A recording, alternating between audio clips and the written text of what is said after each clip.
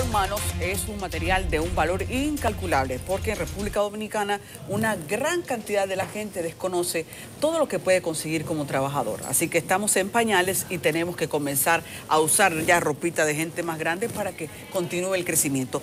Esto se llama caracterización de la clase trabajadora en República Dominicana. Dice que es el aporte para la acción social y sindical y la construcción de políticas públicas equitativas en el trabajo. Es un levantamiento que ha hecho la Fundación Juan Bosch, y para hablar del tema, entonces, aquí tenemos a dos entendidos en la materia. Me acompañan Iron Fernández y también Alessio Adanti. Buenos días, caballeros. Buenos días. Muchas gracias. Gracias por acompañarnos. El tema de los trabajadores en República Dominicana muchas veces solo hace pensar en dos ejes importantes: los derechos y el salario. Pero esto es mucho más, es muy abarcante. Y yo quiero comenzar preguntándoles, ¿qué importantes hallazgos les provoca compartir este estudio, este levantamiento? Bueno, creo que también antes sería importante que Alessio contextualizara por qué surge este estudio, o sea, cómo se da esta investigación. Ok. Sí.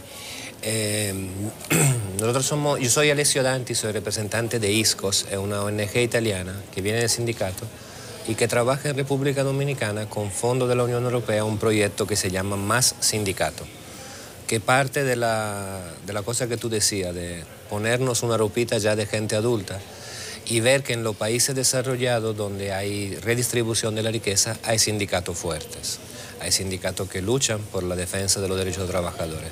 Dentro de ese proyecto decidimos, junto con la Fundación Juan Bosch, de tener una fotografía lo más actual posible de las principales contradicciones que hay en el modelo económico, de las dificultades que hay, de los trabajadores en organizarse, de los trabajadores en defender sus derechos, y de ver cómo esas dificultades tuvieron como consecuencia una caída de su poder adquisitivo, una caída de su participación en la riqueza producida en el país, y empezar a vislumbrar posibles alternativas a futuro para construir una sociedad más equitativa. Alessio, tu español está muy bien y eres muy asertivo comunicando.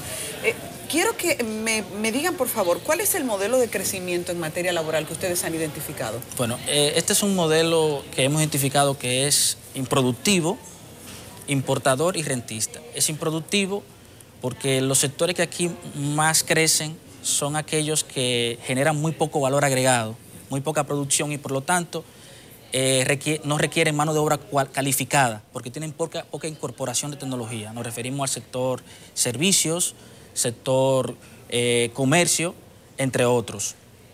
Es un modelo que, o sea, la formalidad en la República Dominicana realmente no garantiza derechos laborales, porque es una formalidad precarizante, es una formalidad donde los salarios son muy bajos, al punto de que el 60% de los trabajadores no alcanza a cubrir la canasta básica mínima, o sea, de los hogares más pobres del país.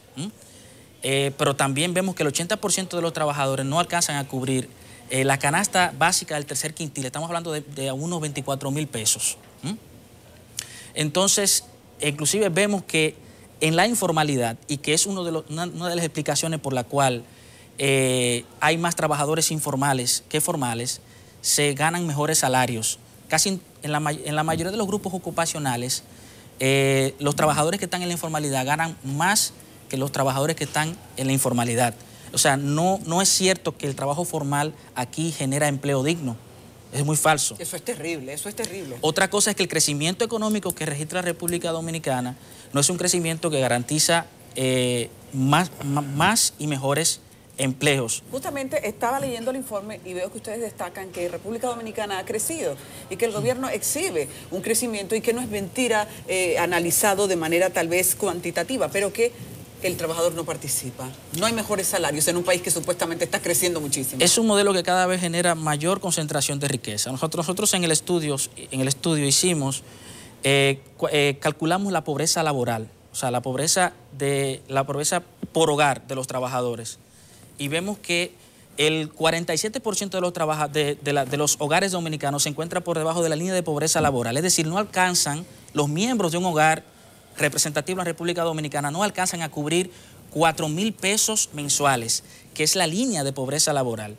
Y nosotros haciendo una simulación, elevando la línea de pobreza a $150, es decir, a unos 6.400 pesos, vemos que casi el 60% de los trabajadores dominicanos se encuentra por debajo de la línea de pobreza laboral, Es decir, un modelo que cada vez más concentra la riqueza en pocas manos. O sea, no estamos hablando de un modelo de desarrollo, sino un modelo de concentración de riqueza que se va cada vez más haciendo insostenible en el tiempo. Esa es muy mala noticia. Y miren, también he visto que ustedes en este levantamiento identifican que hay muchas leyes que solo están en el papel. ¿A cuáles se refieren? ¿A cuáles derechos del trabajador ustedes le han hecho observación e identifican que eso no se cumple? Por ejemplo, al derecho de organizarse, la libertad de organización, eso está sancionado en la Constitución, está firmado por el país en los convenios de la OIT que sancionan la libertad sindical. Sin embargo, en muchas empresas, el solo mencionar la palabra sindicato o organización significa que te llaman desde recursos humanos y te notifican la cancelación.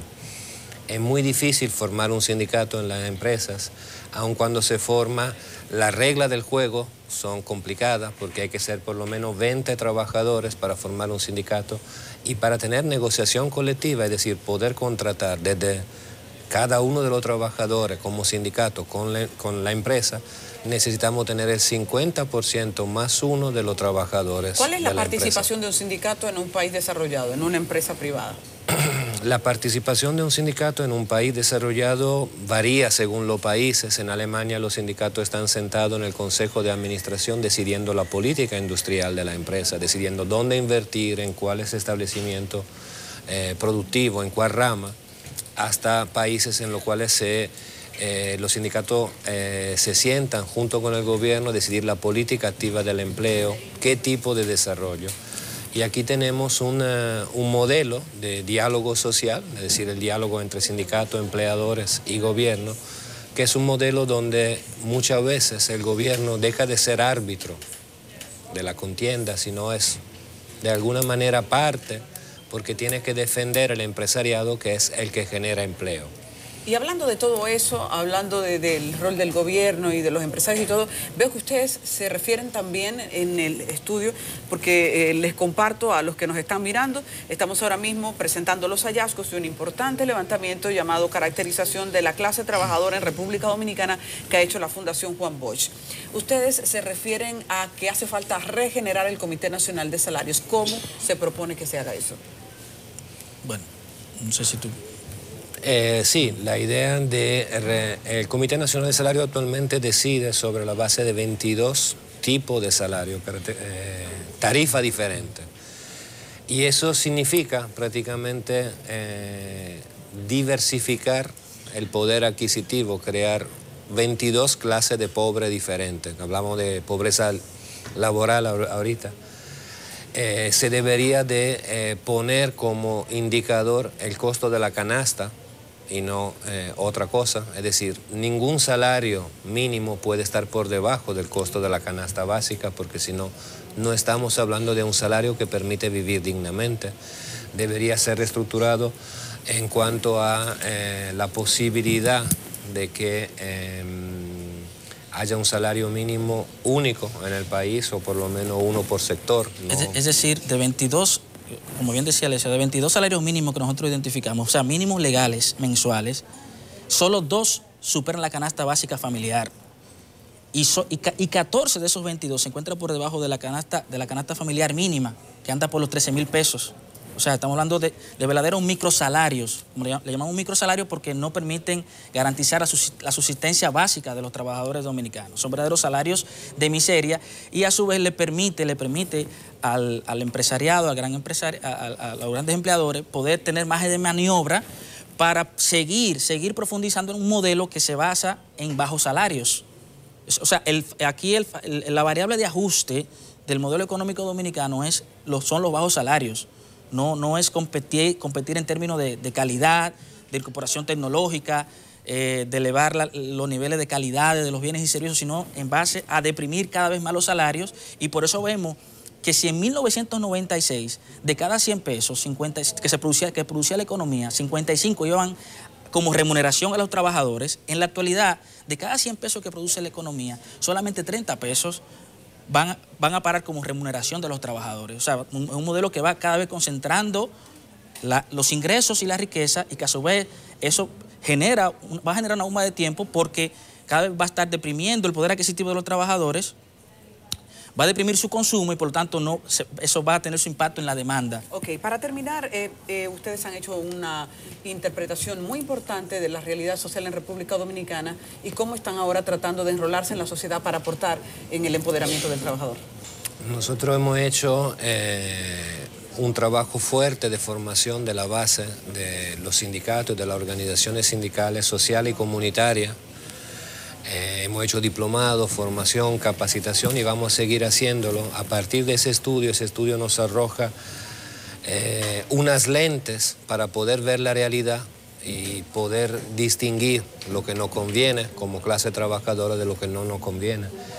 Es preciso trabajar para que el Ministerio del Trabajo ejerza su rol de defensor de la paz laboral y permita y fomente la formación de sindicatos. Los sindicatos no son agentes subversivos, son agentes de construcción de políticas sociales. Y defienda ese derecho del trabajador a organizarse y a defenderse, porque si no, es muy difícil que los datos que estaba mencionando Iron se puedan revertir. Claro. Muchísimas gracias por estar con nosotros, Iron Fernández y Alessio. Gracias a ustedes. Adanti. Sí, la verdad es que tiene mucho valor todo este material. Vamos a continuar con Enfoque Matinal y en breve hay más contenido para ustedes.